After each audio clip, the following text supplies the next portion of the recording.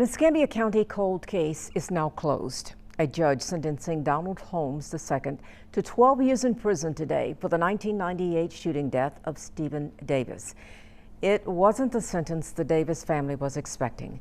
WEAR's Samantha Servin joins us. And Samantha, you were in the courtroom as they heard that plea deal for the first time.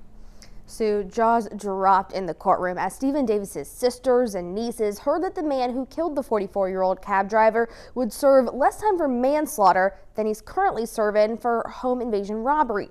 One of Davis's sisters told me this isn't a win for them, and it isn't a win for the deputies who worked so hard to make an arrest in this case. In a dark Winn-Dixie parking lot, August 1998, investigators say Donald Holmes is the man you see in this surveillance video. They say he shot and killed Stephen Davis in his own cab.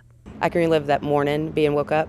I remember, my grandmother screaming. Tabitha Comis was 18 at the time, Stephen's niece. She stood before a judge today, as did her mom and her cousin, asking Holmes be sentenced to the maximum punishment for manslaughter, 30 years, not only for the crime, but the pain and suffering after. The anguish of losing my uncle was simply unbearable. To this day, 26 and a half years later, I avoid Navy Boulevard at all costs.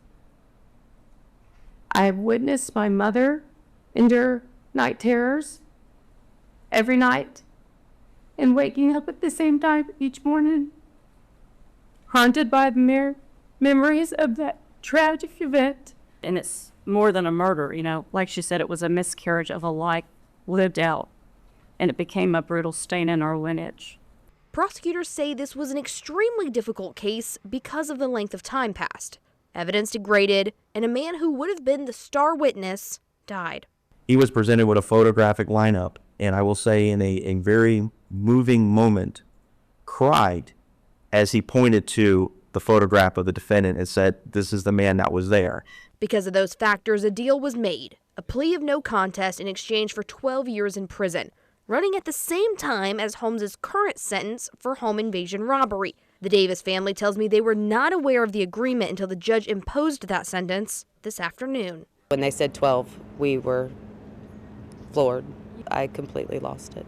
It would have been our hope that we would have been able to get a sentence with even a longer period of incarceration, but we must balance the need for justice as well as the need for closure for the community and the family with the idea of ensuring that we get to a result in which the defendant is held accountable. Even the judge noted when handing out the sentence that this wasn't enough, he thought, for Mr. Holmes. But the judge felt like there was a risk in going to trial that the suspect could get off because of the challenges the case would face. Originally, Holmes was set to get out of prison in 2032. Now it's looking like 2036 at the earliest. In the studio, I'm Samantha Servin.